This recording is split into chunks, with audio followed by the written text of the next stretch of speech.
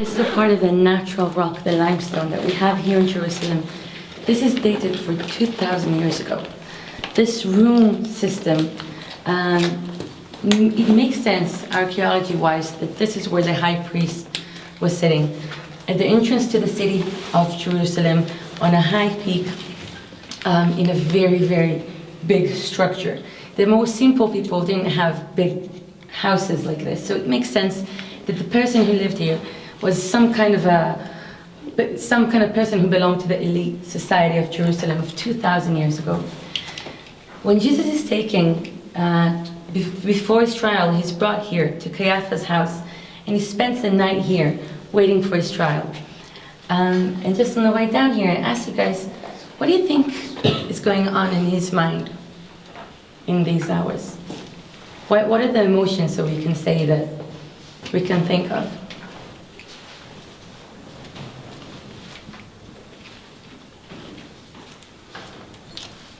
Lonely? It's one of them, right?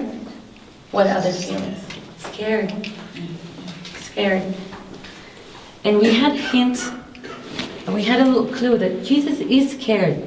In Gethsemane, when he's crying, he's asking God, if it's my destiny, it will be.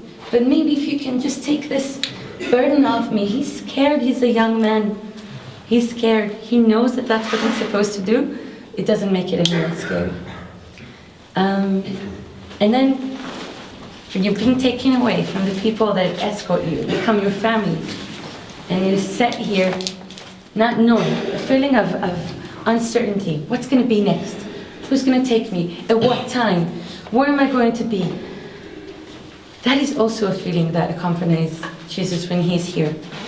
And when I was telling you, think about what you would like to dedicate your last thoughts in your life. You know, in moments like this, it takes a lot of rationality to be able to focus on something meaningful and organized. You know, I want to dedicate this to my mom, to my dad, to my friends. But times of chaos, emotional chaos like this, and uncertainty, who knows exactly what was going on through his head. From here, Jesus was led to the Golgotha here, where we're gonna visit tomorrow, a site that we call the Garden Tomb. And there he was crucified.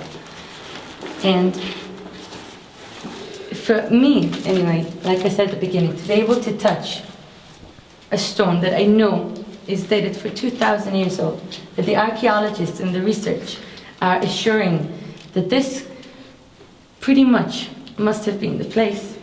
And to read the text about his night here is something out of this world. Pastor, is there anything you'd like to hear? No. Okay. Great.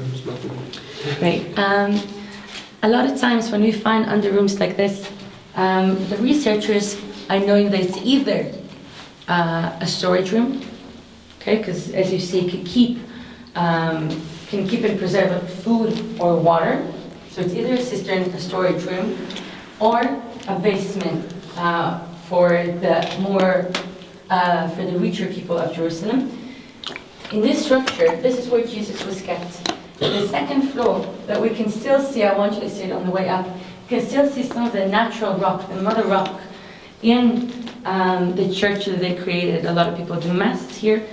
They decided not to tear everything apart and do keep some of the natural rock. And why is that? Let's think together, friends. It's the history. It's a history, exactly. If we decorate everything and we break everything apart, we kind of lose that connection to the events that took place here. You know, we can decorate this and make it a bit more comfortable for a group to sit here, right? But then we lose the story and we lose the reality. So I want us to see it on the way up. Any questions or comments, lovely friends? Okay, so take a minute here, maybe like a moment of reflection, just to kind of connect.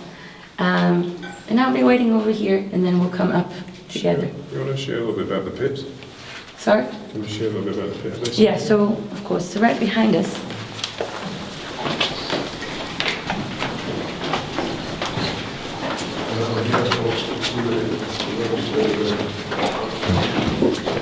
Dennis, do you want to go down there?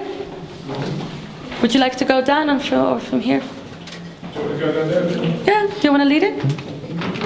Okay. You can show them there, but So we can either see it from there or we can go downstairs, but you can see it from here. And this is the pit where he was held. So if this is a part of the structure, I want you to see it on the way back. There's not much room, there's no light coming in. The feeling of stress is so present in this place. And I've seen some of you guys doing this, it's hot, right? There's no fresh air. So even the physical conditions in these last hours, and we can go down there in a minute, are super, super intense. There's nothing about this occasion, nothing about this event that gives us any release whatsoever.